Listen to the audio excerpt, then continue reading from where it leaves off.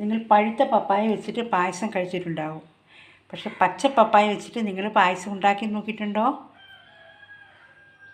നമുക്കൊന്ന് ചെയ്ത് നോക്കാം. കണ്ടോളൂ.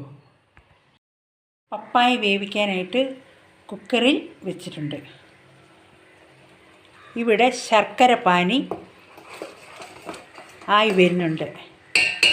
നമുക്കിനി ഒന്ന് നോക്കാം. പായസത്തിനുള്ള ശർക്കരപ്പാനി, കുറച്ച് അരിപ്പൊടി കലക്കിയ, 1 കപ്പ് പാല്, അടിച്ച പപ്പായ, ഉലർത്തി കൊടുക്കാനുള്ള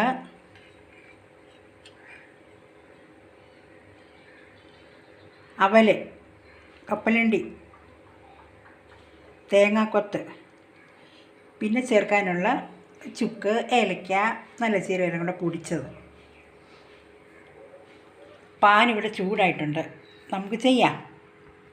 ശർക്കരപ്പാനിയിലോട്ട് പപ്പായ ഇട്ട് കൊടുത്തിട്ടുണ്ട്. ഇനി നമുക്ക് ഇത് മെല്ലെ ഇളക്കി കൊടുക്കാം.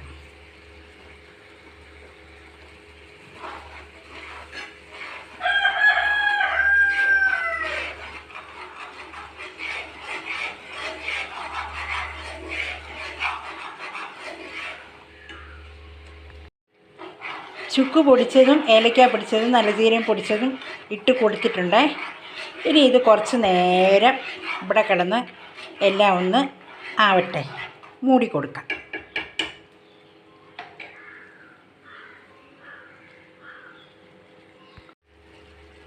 നമുക്കിനി അരിമാവ് കുറുക്കിയത് ഒഴിച്ച് കൊടുക്കാം. ഓക്കെ, ഒഴിച്ച് കൊടുക്കുന്നുണ്ടേ. നമുക്ക് പെയ്യെ ഇളക്കി കൊടുക്കാം. 1 സ്പൂണ് പോലും അരിമാവ് എടുത്തിട്ടില്ല. 1/2 സ്പൂൺ അരിമാവേ എടുത്തിട്ടുള്ളൂ. ഞാൻ ഈ ഇളക്കുന്ന തവി കൊണ്ട് തന്നെയാണ് എടുത്തിട്ടുള്ളത്. കാരണം ഇത് കുറച്ച് ഒരു ചെറിയ പപ്പായ ആയിരുന്നു. അപ്പോൾ അതിൻ്റെ ആവശ്യത്തിനുള്ള സാധനങ്ങൾ മാത്രം നമുക്ക് മതിയാവും.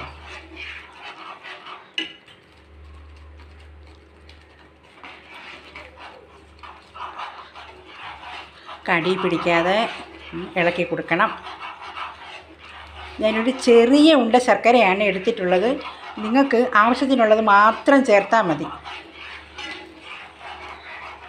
ആകുന്നുണ്ട്. നമുക്ക് ഇനി പാലൊഴിച്ച് കൊടുക്കാം.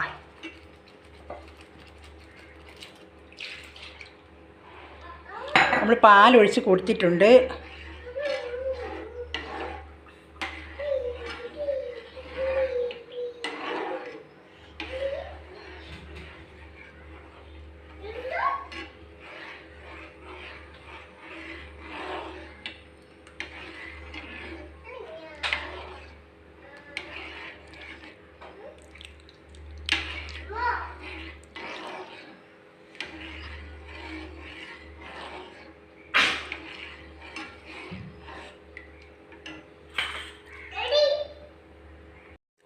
പപ്പായ പായസം ഇവിടെ റെഡി ആയിട്ടുണ്ട്. നമുക്കിനി ഇവിടെ തേങ്ങാക്കൊത്തും കുറച്ച് ശർക്കര, ഒരു അവലും പിന്നെ കപ്പലണ്ടി എല്ലാം കൂടി ഒന്ന് ഉലർത്തി കൊടുക്കാം.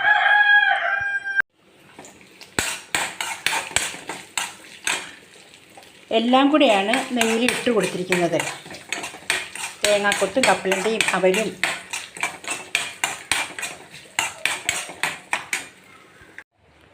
പച്ച പപ്പായ കൊണ്ടുള്ള പായസം ഇവിടെ റെഡി ആയിട്ടുണ്ട്. നിങ്ങളെല്ലാവരും ഇതുപോലെ ചെയ്ത് നോക്കണം.